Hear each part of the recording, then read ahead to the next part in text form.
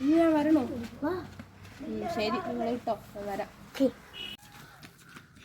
അയ്യോ, കോട്ടെടുക്കാൻ പറഞ്ഞ ഇപ്പൊ പറഞ്ഞിട്ടാണോ? എവിടെ നമ്മൾ ഇത്ര നേരം കളിച്ചോണ്ടിരിക്കും. ഞാൻ കുറച്ച് പണി ഉണ്ടായിരുന്നു, ലേറ്റ് ആയിപ്പോയി. നമ്മള് റെസ്റ്റ് എടുക്കാൻ 5 മിനിറ്റ് വീട്ടിൽ കളിക്കണം.